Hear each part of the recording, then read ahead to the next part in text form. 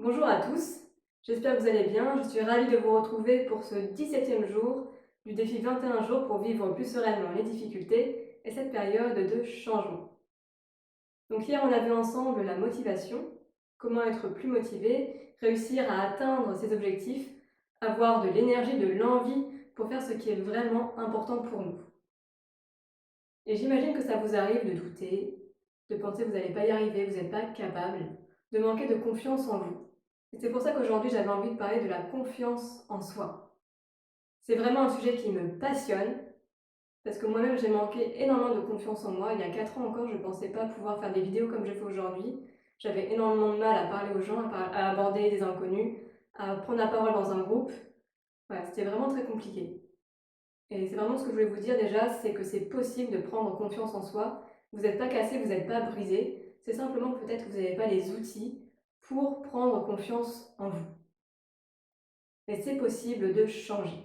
Et donc j'ai énormément travaillé ce sujet-là, comme je manquais énormément de confiance en moi. Et donc j'avais envie de vous partager les outils qui, moi, m'ont aidé et qui aident aujourd'hui mes clients à prendre confiance en eux. Une première chose qui va vous aider à développer votre confiance en vous, ça va être de vous relier à toutes vos réussites passées. D'en lister une dizaine, 5, 10, voilà, le plus possible, pour vraiment ancrer le fait que oui, vous êtes capable de réussir. Et le mieux encore, c'est de trouver des réussites où vous pensiez que vous n'alliez pas y arriver. Je suis convaincue qu'il y a des moments où vous avez pensé que vous n'alliez pas réussir et que finalement, ça s'est bien passé et que vous avez réussi à faire ce que vous vouliez. Parce que souvent, ce qui fait qu'on manque de confiance en nous, c'est que soit on va être dans le futur à regarder tout ce qui va mal se passer, à tout ce qu'on va mal faire, ou alors on va se relier à notre passé, à nos expériences passées où on n'a pas su faire les choses dans un contexte qui est similaire à ce qu'on souhaite accomplir. Et du coup, notre confiance en nous, elle diminue. Donc je vous invite vraiment à lister une dizaine de réussites, à même revivre les souvenirs, revivre cette réussite, revivre la confiance que vous aviez en vous, la fierté que vous aviez en vous à ce moment-là, pour vraiment ancrer en vous ce sentiment de confiance qui va vous permettre en fait de pouvoir réussir. Parce qu'il y a une grande différence entre le fait de manquer de confiance en soi, de vibrer ça, d'avoir cette énergie de manque de confiance en soi, de doute, et d'avoir cette énergie de confiance. Vraiment, les comportements qu'on va mettre en place ensuite ne vont pas du tout être les mêmes, on ne va même pas avoir accès aux mêmes ressources selon l'énergie qu'on a. Et deuxième chose, ça va vraiment être d'être vigilant à votre discours intérieur.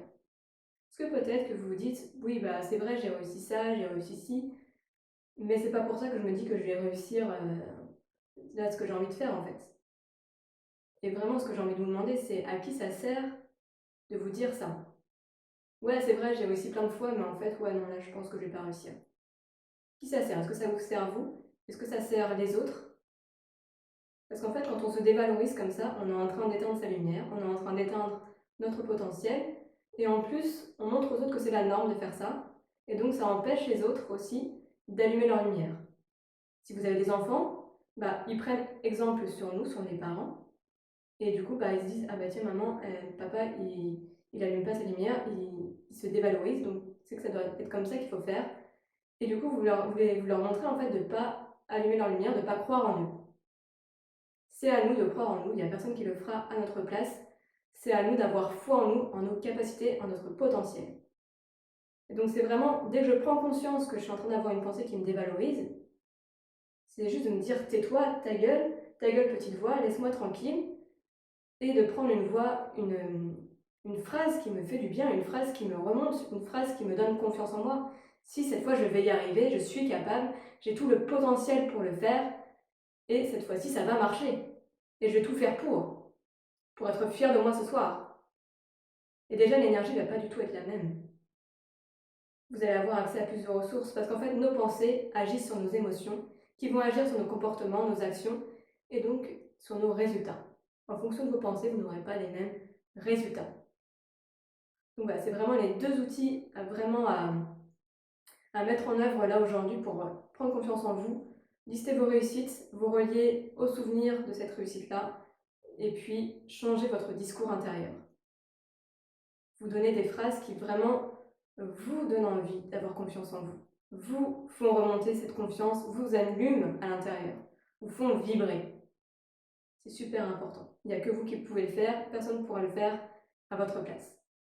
C'est vrai que moi, quand je suis en accompagnement, voilà, j'aide des personnes en visualisant, en les amenant vraiment à ancrer ce sentiment de confiance, à faire des exercices, à leur pointer du doigt les croyances limitantes qu'elles ont et à les transformer. Là, voilà, vous êtes seul face à la vidéo, ça va être à vous de prendre la main, et puis si à un moment donné vous avez besoin d'être accompagné, moi ce sera vraiment un plaisir de le faire.